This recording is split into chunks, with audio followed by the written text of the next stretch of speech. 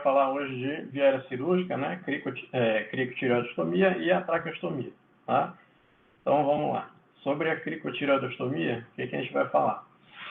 Conceito, o que é uma crico, né? A cricotireoidostomia nada mais é do que essa realização da abertura cirúrgica na membrana cricotireoide e comunicando ela com o meio externo, proporcionando para o paciente uma espécie de via aérea definitiva, tá? Aqui só para a gente lembrar a anatomia, deixa eu ver se consigo marcar aqui. Não. Só para lembrar aqui a anatomia, aqui vocês vão ver a cartilagem tireoide, tá? Logo abaixo, a cartilagem cricoide. Tá? Entre uma e outra, a gente tem nada mais do que a membrana cricotireoide, e é aí que a gente vai fazer a nossa via aérea. Então, quando que a gente vai fazer uma cricotireoidostomia? Toda vez que a gente tiver uma impossibilidade de intubação orotraqueal ou nasotraqueal, tá? Ou naquele paciente que a gente não conseguiu realizar a intubação, por qualquer motivo que seja, ou por edema de via aérea, ou por trauma de face, ou por corpo estranho de via aérea, enfim, tá? Toda vez que a gente tiver também uma necessidade de manutenção da via aérea, por qualquer motivo que seja, no paciente politraumatizado, no paciente que tem uma condição crônica em UTI, que não foi conseguido uma outra via aérea definitiva pela via alta, tá? Ou quando a gente precisa também fazer um acesso emergencial às vias aéreas, tá? Seja por um TCE grave, seja por um trauma maxilofacial, ou no paciente politrauma, no paciente por obstrução por corpo estranho, naquele paciente que tem um angioedema, que a língua fica do tamanho de uma língua de boi, a gente não consegue fazer uma intubação orotraqueal. Só lembrar aqui, em relação às contraindicações, lembrar que a cricotireoidostomia ela não é um acesso prolongado. Então, sempre lembrar, toda vez que você faz uma cricotireoidostomia, obrigatoriamente você tem já que saber que você vai precisar fazer uma traqueostomia. Tá? Ela é um acesso temporário, é um acesso mais emergencial, vamos dizer assim, e você sempre tem que programar a via de traqueostomia depois. Tempo disso aí, idealmente nas primeiras 24 horas, mas na literatura a gente acha aí até 72 horas depois você pode estar esperando ainda para fazer a traque. Tá? Nunca fazer cricotireoidostomia no trauma de traqueia, no trauma de laringe ou no trauma de cartilagem cricóide. Por quê? Pela própria inabilidade de identificar a estrutura. Aqui nessa figura vocês veem claramente no trauma de laringe, você não tem condições de identificar onde era a cartilagem tireoide e onde era a cartilagem cricóide. Então você não vai fazer uma cricotireoidostomia nesse paciente. Toda vez também que tiver um tumor laríngeo, infecções laríngeas já prévias, você não vai fazer uma crico também. E em crianças menores de 12 anos, pelo risco de estenose subglótica que a crico pode levar. Material. Toda vez que você for fazer qualquer procedimento cirúrgico, checar todo o material antes. Isso vale para a vida depois, isso vale para a prova de vocês. Tá? Então, coloque sempre, eu sempre procuro fazer para qualquer procedimento, seja crico, seja traque, seja um acesso central, qualquer coisa, coloca os instrumentais, o material que você vai usar na ordem que você vai usar. Você não ficar procurando no meio de uma bagunça o material. Tá? Então, lembrar, material de antisepsia, que é o quê? Pinça de antisepsia, mais gaze e material para antisepsia. Pode ser o Clorex, pode ser a Povidine, depende do local que você vai estar trabalhando. E material de asepsia, que nada mais é que o CE, né? Que o campo estéreo pode ser fenestrado ou não, mas de preferência fenestrado. Material de anestesia, que inclui as seringas, as agulhas de aspiração, agulha de punção, e a xilocaína 1 ou 2%, preferência sem vasoconstritor. Material para diérese, bisturi, uma lâmina, de preferência de uma lâmina 11, que fica mais fácil. O gelco para que a gente vai ver para cricotireoidostomia por punção, e o cabo e lâmina para cricotireoidostomia cirúrgica. A cânula traqueal, seringa para insuflação do cuff da cânula, o ambu para ventilação do paciente e o material de fixação que pode ser ou um fio de sutura ou um cadastro. Na técnica para cricotireoidostomia por punção, a paramentação nessa cricotireoidostomia por punção ela pode ser parcial. Tá? Por quê? Porque você não vai abrir tecido, você não vai colocar a sua mão dentro de tecido estéreo nem nada. Então, a paramentação nesse caso pode ser semelhante ao mesmo princípio que a gente faz no processo venoso periférico, por exemplo. Tá? Então, pode ser parcial. separação de materiais, separe os materiais que você vai utilizar, de preferência em ordem, tá?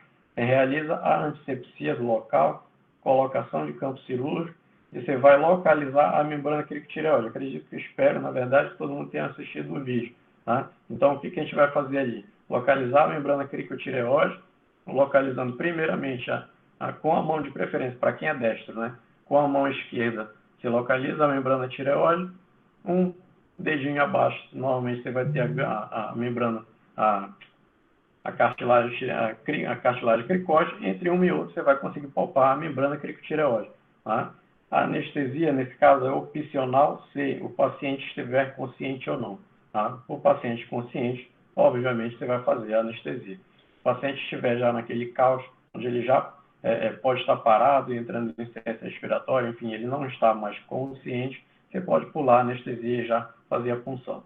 Tá? Você punciona a membrana no sentido crânio-caudal, ou seja, a agulha volta para baixo, conecta o adaptador ou no gel, ou às vezes a gente liga aquilo num pedaço de seringa, conecta o ambu e ventila, confirma tudo, posição ali e fixa o gel. Diferença para cricotireoidectomia cirúrgica é o quê? Que a paramentação nela vai ser completa. Tá? Por quê? Qualquer procedimento cirúrgico, a paramentação deve ser completa. Tá? Então, luva estéreo, capote, máscara, gorro, tudo. Tá? De preferência óculos se tiver, até porque mexer em via aérea sem óculos é bem complicado.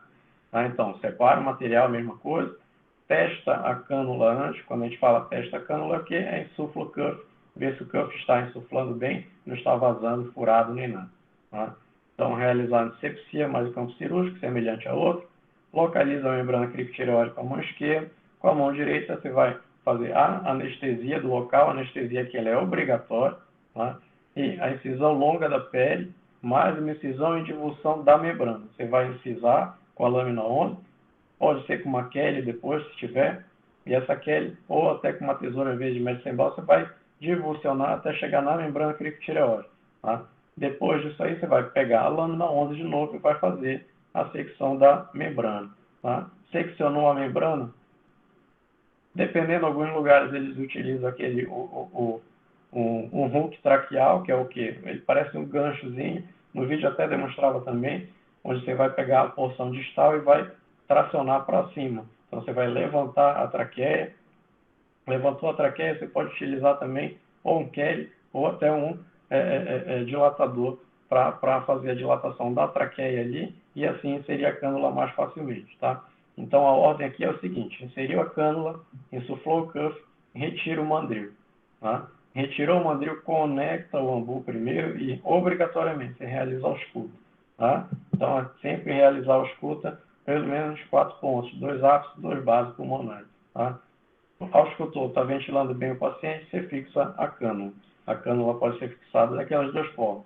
Ou com fio cirúrgico, pode ser um fio de nylon, um fio de seda, qualquer um, que não seja não absorvível de preferência, lógico. E você pode utilizar também um cadarço. Em relação à traqueostomia, qual é a questão da traque? A traqueostomia ela é o quê? É uma abertura cirúrgica também, só que na porção cervical da traqueia, ou seja, abaixo daquela membrana que a gente estava falando agora, para ventilação mecânica, ou seja, uma via aérea também definitiva para o paciente.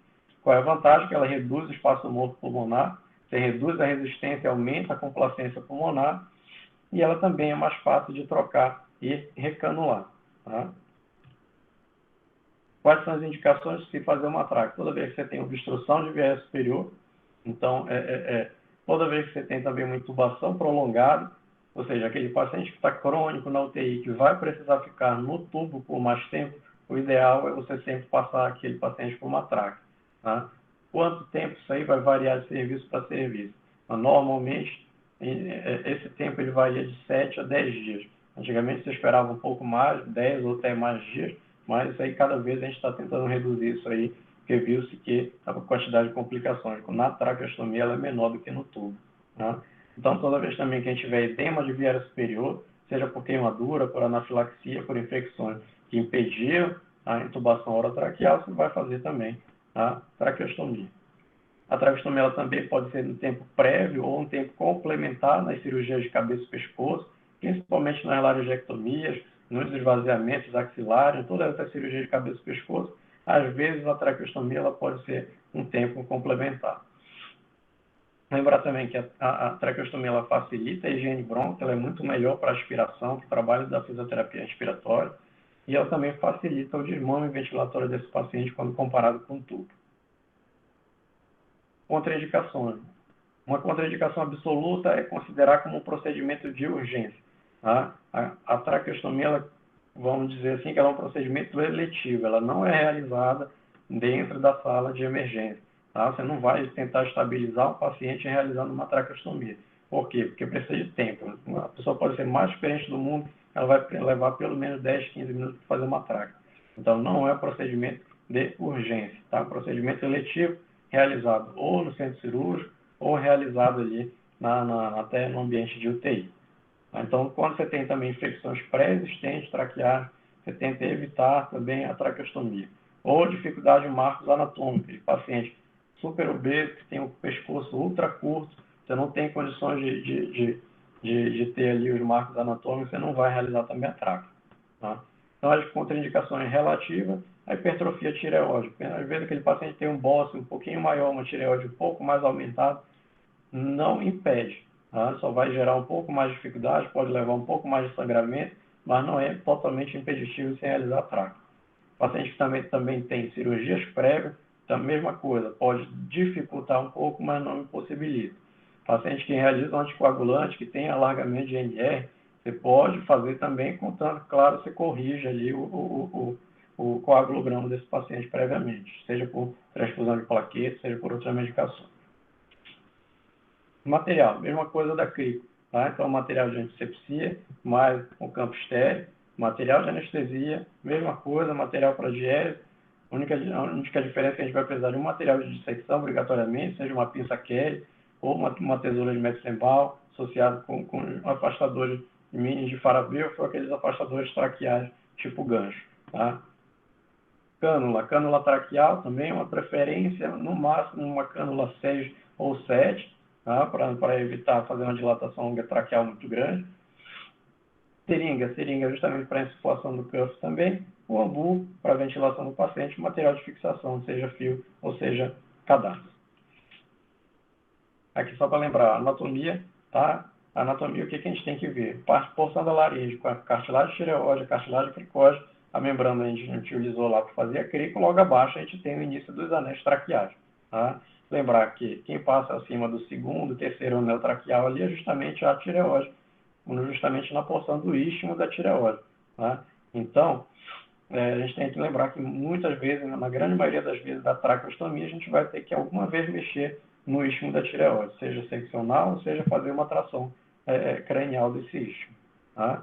Lembrar também que quem passa aqui perto são as artérias carótidas, lá atrás, do próximo ali dos lóbulos laterais da tireoide, e principalmente naqueles pacientes que têm um pescoço muito curto, lembrar que o arco da aorta vai passar ali justamente no mediastino superior. Tá? Posicionamento do paciente para a realização da traque, paciente de curvo dorsal horizontal com um coxim cervical ali logo abaixo dos ombros.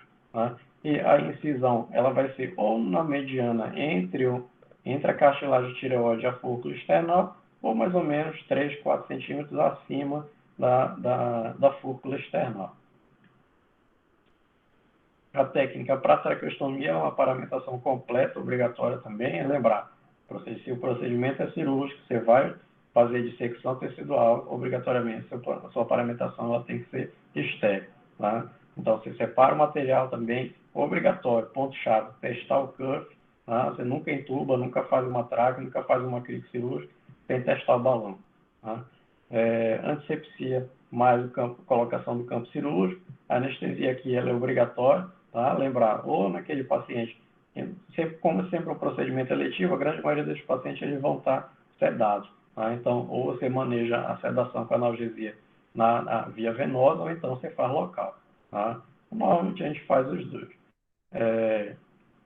Incisão longa da pele, justamente naquele posicionamento que eu acabei de falar, logo 3, 4 centímetros acima da fúrcula, ou no ponto médio entre a fúrcula e a cartilagem tireoide. divulsão dos tecidos, a gente não precisa sair seccionando todos os músculos e faces aqui, a gente pode muito bem abrir a face pré-traqueal e fazer a dissecção com a divulsão da musculatura pré-traqueal. O istmo depende da posição e do tamanho do istmo na hora do istmo da tireoide. Você pode ressecar. Quando a gente fala em ressecar, tem duas formas de fazer. Tá? Saiu um estudo alguns anos atrás falando sobre a semelhança em questão de sangramento em você fazer a ressecção do istmo, ou seja, se dissecar os dois lados, jogar um Kelly de cada lado e passar depois uma sutura em cada coto do istmo, ou você simplesmente fazer a diérese com bisturi elétrico. O índice de sangramento dos dois é o mesmo, tá? Só que a diérese com bisturi elétrico ela é mais rápida. Ou também, se você não quiser ressecar, teoricamente o plano entre a traqueia e o istmo da tireoide ele é avascular. Então você pode pegar um Kelly, soltar esse plano posterior ao istmo da tireoide e jogar esse istmo cranialmente, ou seja, para cima com afastador. Tá? Então a secção você vai fazer no terceiro, quarto anel traqueal com o reparo dessas bordas. Tá? Quando a gente fala em reparo das bordas, é o quê? Existem várias formas de você fazer também a secção do anel traqueal. Tá? Tem gente que tira o tampão do anel traqueal, tem gente que faz um H, tem gente que faz um T, tem gente que faz um U. Tá? Na literatura, todos esses são informados, tá? Mas não é que um seja melhor do que o outro. Tanto faz, sempre até na literatura eles falam que vai da preferência do cirurgião. Tá? O mais importante é o quê? Você seccionou os anéis, você passar um reparo nas bordas.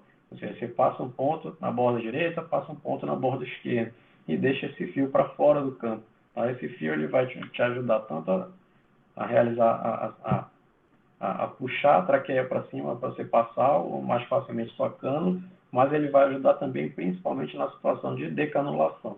Tá? A paciente se agitou no pós-operatório imediato, enfim, foram dar o banho, saiu a cânula da tráquea.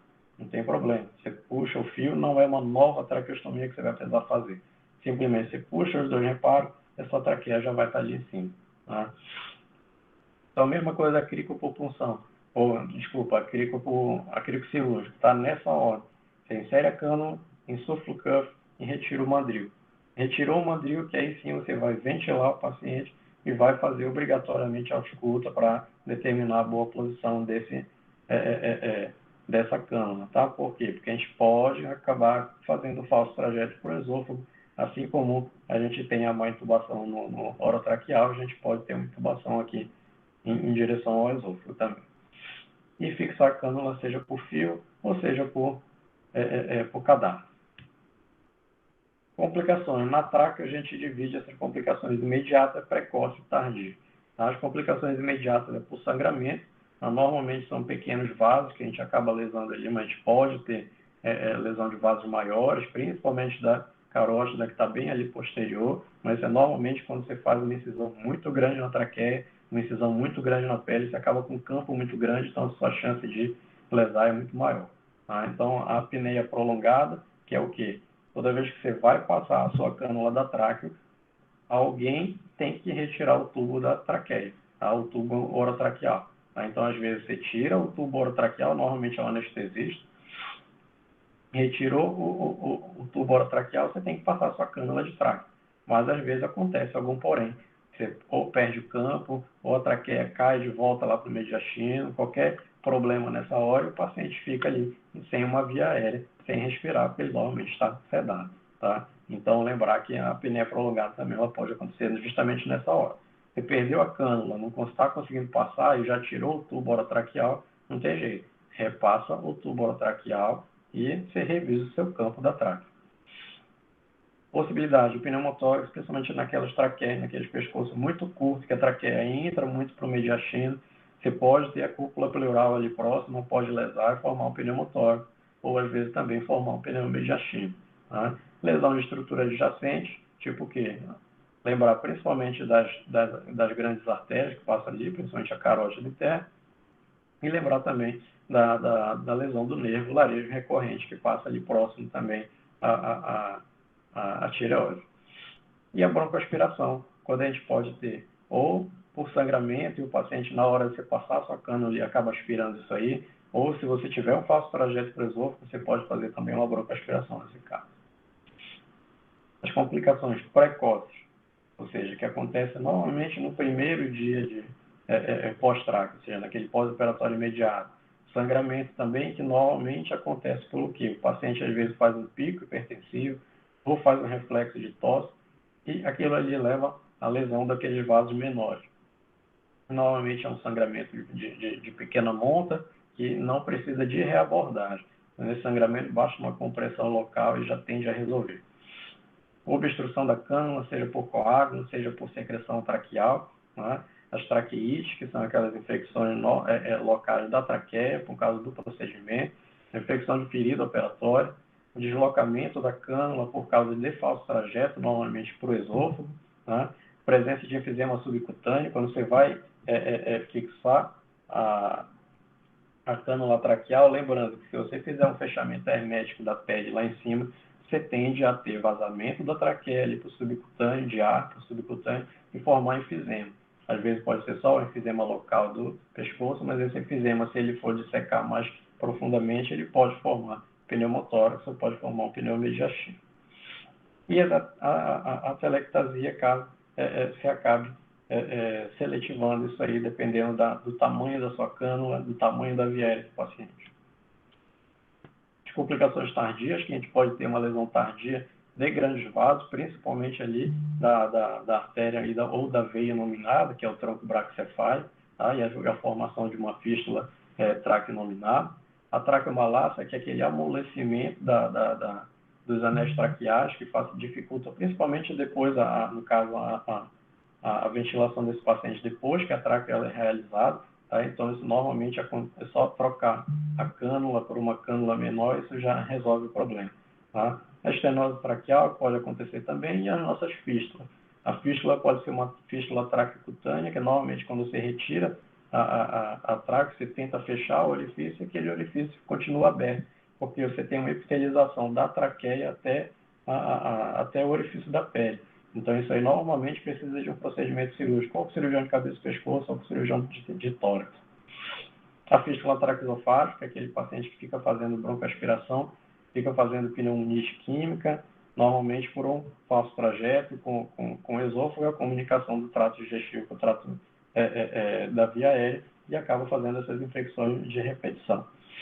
Além também dos distúrbios de deglutição, que pode ser por lesão nervosa, ou até pela própria fístula depois.